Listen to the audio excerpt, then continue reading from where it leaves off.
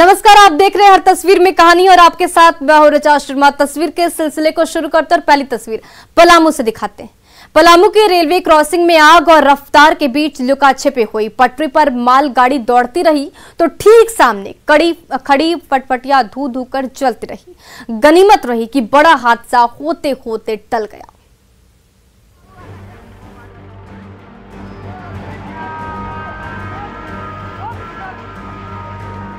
पटरी पर सरपट दौड़ रही है ट्रेन और पटरी के दूसरी ओर धू धू कर जल रही है फटफटिया। यह सनसनीखेज नजारा है जपला हैदरनगर रेलवे क्रॉसिंग का, जहां फाटक की दूसरी ओर खड़ी बाइक में अचानक आग लग गई। देखते ही देखते धुएं के साथ साथ आग की ऊंची ऊंची लपटें उठने लगी।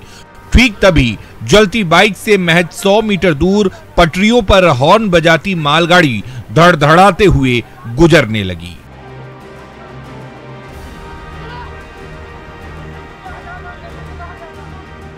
तो हर तरफ कोहराम मच गया।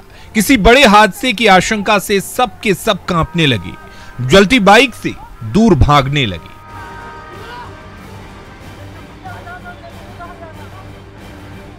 बंद फाटक के एक ओर खड़ी बाइक आग में जलने लगी तो उसी फाटक के दूसरी ओर छुक छुक कर मालगाड़ी गुजरने लगी। पेट्रोल से लबालब बाइक की टंकी आग में कभी भी ब्लास्ट हो सकती थी। पल पल गुजरता जा रहा था और जिंदगी और मौत का फासला घटता जा रहा था। आसपास खड़े राहगीर सांसें थामे ये मंजर देख रहे थे। तभी कुछ जाबाजों ने हिम्मत की और बाल्टी भर भर पानी जलती बाइक पर उड़ेलने लगे।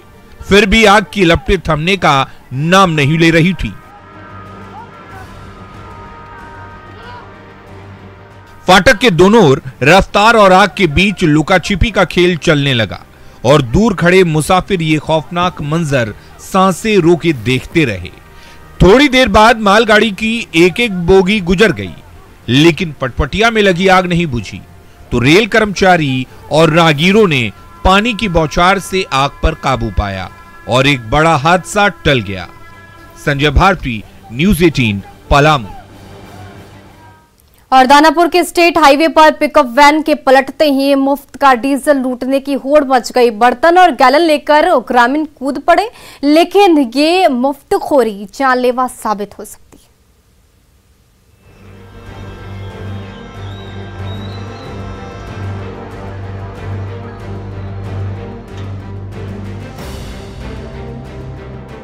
औंधे मुंह पलटा है पिकअप वैन और वैन से रुस रहे डीजल की सरेआम मची है लूटपाट।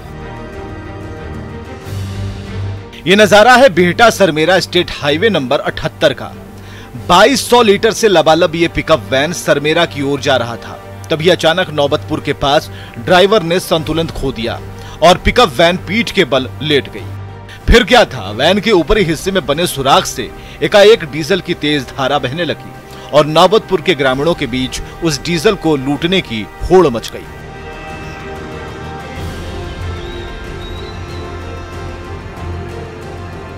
मार्केट में डीजल और पेट्रोल के भाव 100 रुपए को पार कर चुके हैं। गाड़ी की टंकी फुल कराने में ग्राहकों की कमर टूट रही है और ऐसे में जब पेट्रोल और डीजल का वही महंगा घूंट मुफ्त में मिले। स्टेट हाईवे पर पलटे पिकअप वैन से जब वही कीमती पेट्रोल तूफानी रफ्तार से रिसने लगे तो नजारा देखकर नौबतपुर के ग्रामीणों की बाँछें खिल गई। जिसके हाथ जो लगा वही लेकर पिकअप वैन की तरफ दौड़ पड़ा। किसी ने बाल्टी लगा दी, कोई गैलन लेकर खड़ा हो गया।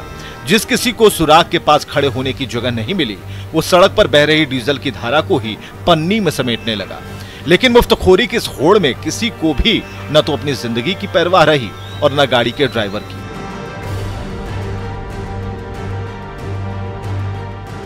सड़क पर पलटे पिकअप वैन से डीजल की धारा बहती रही और उस धारा को गैलन और बर्तन में समेटने के लिए ग्रामीणों के बीच होड़ शुरू हो गई। आधे घंटे के अंदर 1600 लीटर डीजल बहकर बर्बाद हो गया।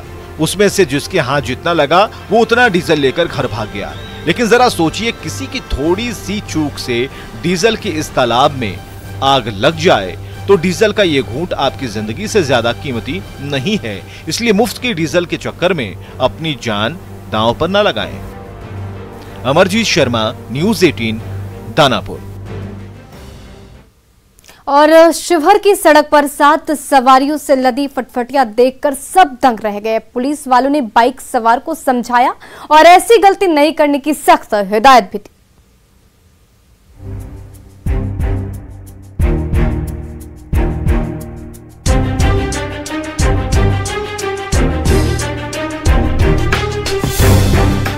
एक, 2, 3, 4, 5, 6 और 7, बाइक 1 और सवारी 6। आप भी इस जवान की तरह चौंक गए ना?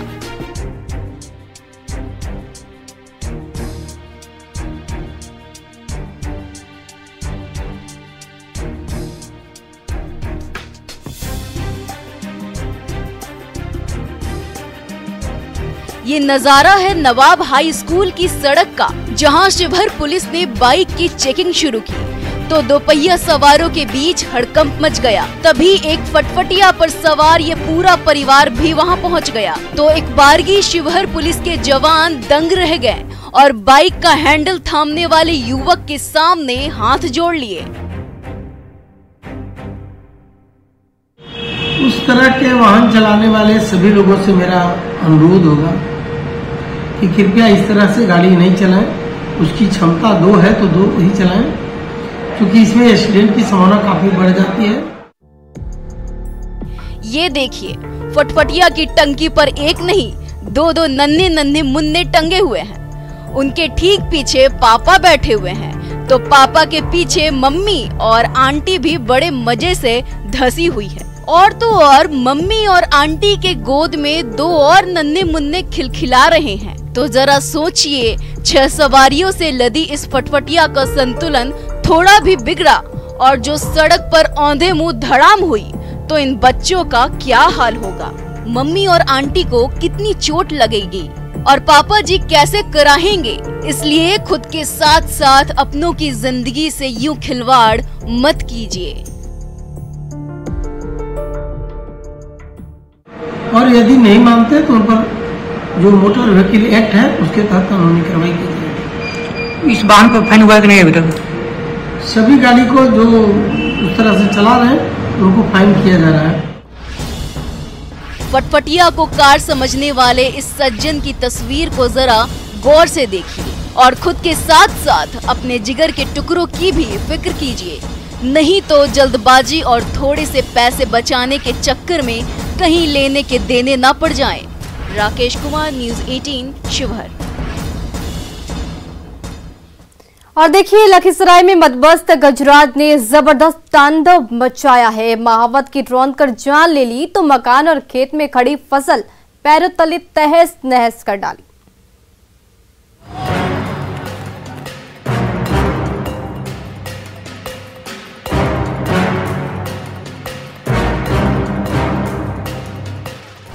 मतवाला गजराज अपने सूंड से कभी पेड़ों को हिला डुला रहा है तो कभी भारी भरकम पांवों से हरी भरी फसल को रौंदे जा रहा है।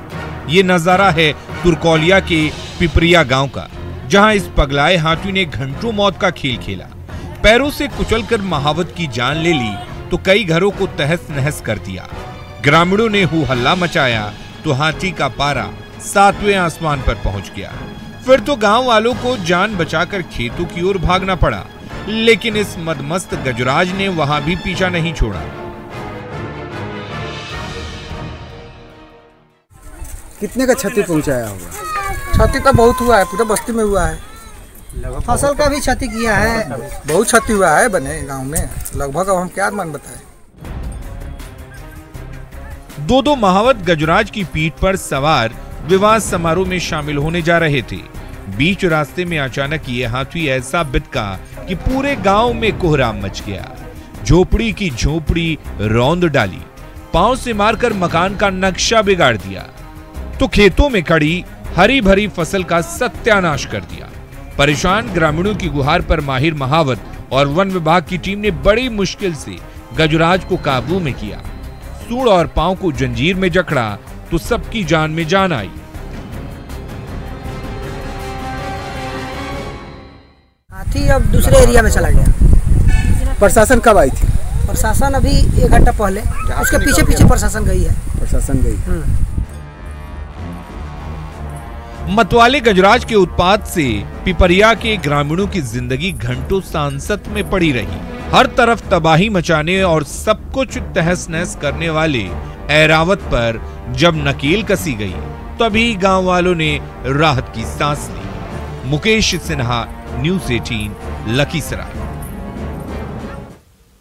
मुजफ्फरपुर की सुनसान गली में एक गृहिणी से बाइक सवार लुटेरों ने सोने की चेन छीन ली। वारदात की सीसीटीवी तस्वीरों ने मुजफ्फरपुर पुलिस की नींद उड़ा दी है।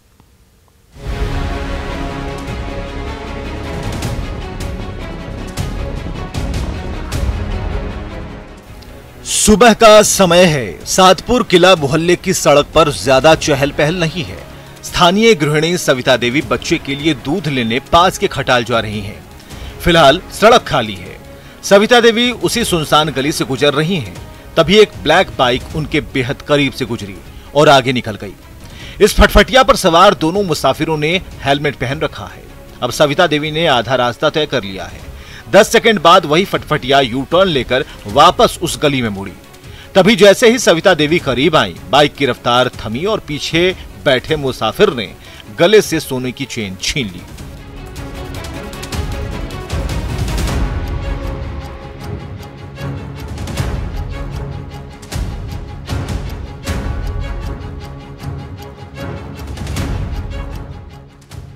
सातपुर किला मोहल्ले की सड़क पर दिन भर चहल पहल रहती है, लेकिन सुबह के समय इक्का दुक्का राहगीर ही गुजरते हैं। गृहिणी सविता देवी दूध लेने के लिए तेज कदमों से आगे बढ़ी जा रही हैं। उनके एक हाथ में खाली बर्तन है। तभी एक बाइक उसी गली से सीधे गुजर गई। महज 10 सेकंड बाद वही बाइक वापस मुड़ी, लेकिन इस बार बाइक सवार अपराधियों के इरादे बदले हुए थे। जैसे ही फटफटिया स्लो हुई, पीछे बैठे अपराधी ने झपट्टा मारा और महिला के गले से सोने की चेन छीन ली।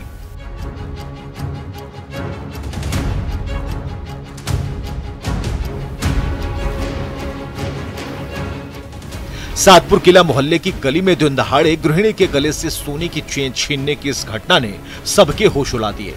कैमरे में कैद तस्वीरों के जरिए मुजफ्फरपुर पुलिस दोनों चेन लुटेरों की सरगर्मी से तलाश कर रही है। प्रियंका सौरभ, न्यूज़ 18, मुजफ्फरपुर। और आरा के नेशनल हाईवे के किनारे गड़े पत्थर ने कब भगवान का रूप लिया पता ही नहीं चला। वहीं भगवान आज बेरोजगारों को सही रास्ता भी दिखा रहे हैं।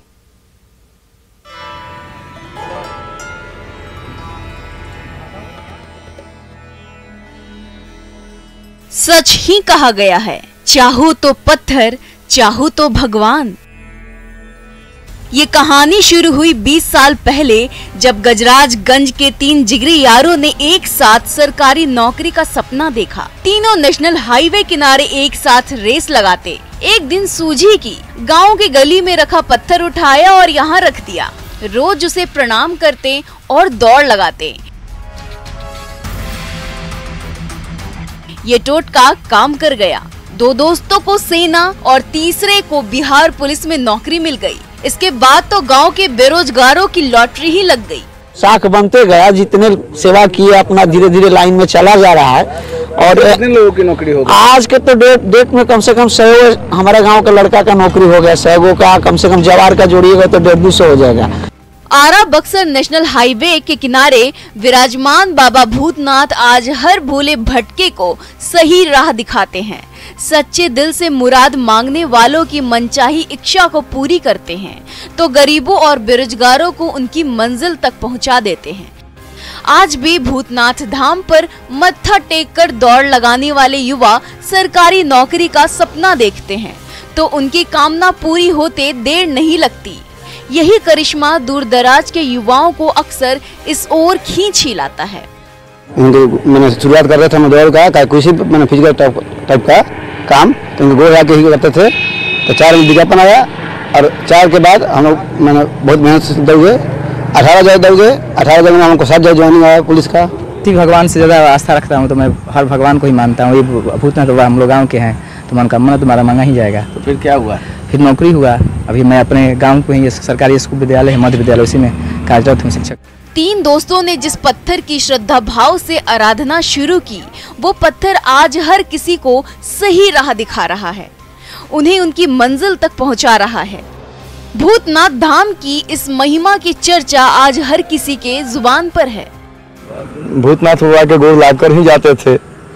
और जो हम लोग यदि कहीं लगता था कि कोई संदेह है तो उस समय में साहस मिलता था इनके नाम लेने से। वास्तव में लोक आस्था के प्रतीक हैं। बाबा भूतनाथ पर आस्था रखने वालों को जैसे जैसे मनचाही मंजिल मिलती गई वैसे वैसे ये कारवां बढ़ता गया।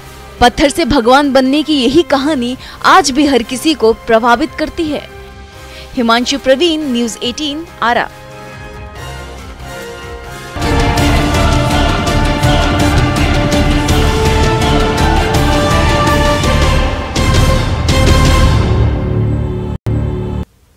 गिरिडीह में हुए फैशन शो में सजी धजी युवतियों ने खूब जलवे बिखेरे। घर बैठी लड़कियां जब मॉडल बनकर इठलाने लगी तो उनकी अदा ने हर किसी का दिल जीत लिया।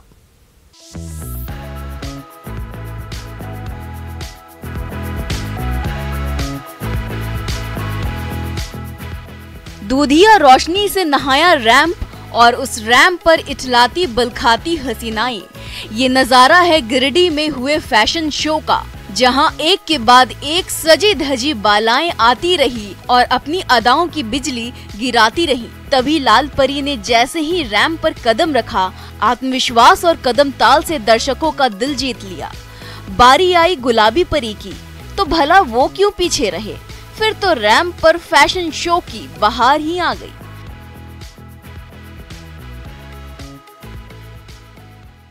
हम लोग का गिरिडीह में पहला ऐसा कार्यक्रम हो रहा है फैशन शो का, फर्स्ट है। और आगे हम उम्मीद करेंगे कि यहाँ की लड़कियां लोग और आगे बढ़े ताकि अलग अलग और कार्यक्रम हम लोग कर सके और अच्छा।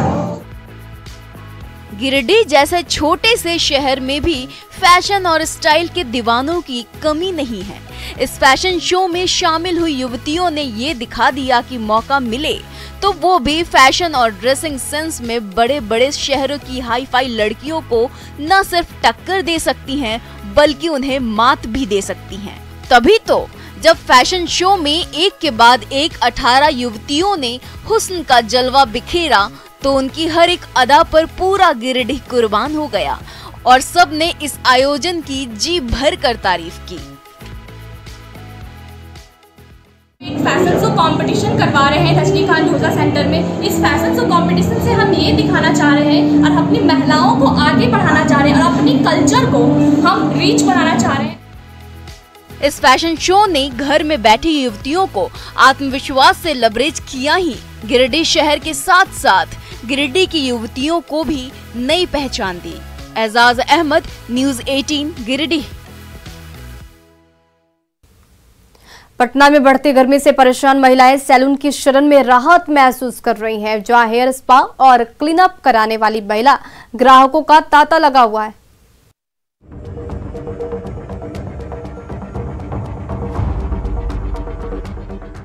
रुलाती झुलसाती गर्मी से सबके सब परेशान हैं।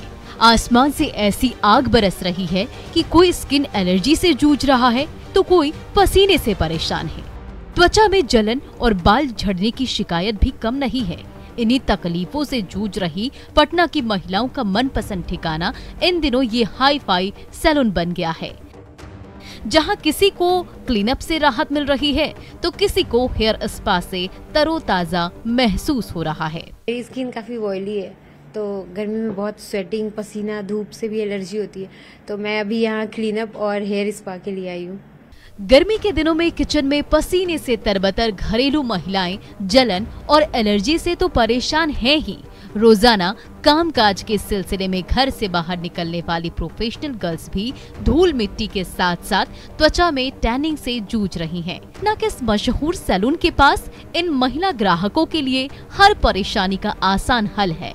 लाइफ में मैं ट्रेवल बहुत करती हूँ, स्कूटी से या फिर ऑटो से, तो मेरे को धूल मिट्टी और टैनिंग की बहुत प्रॉब्लम होती है, तो मैं टैनिंग रिमूवल और क्लीनअप करवाने आती हूँ। काम के सिलसिले में रोजाना लंबा सफर करने वाली महिलाओं की भी दुख कम नहीं है। सूर्य की तेज रोशनी से त्वचा जल रही है तो बाल भी गिरने लगे हैं।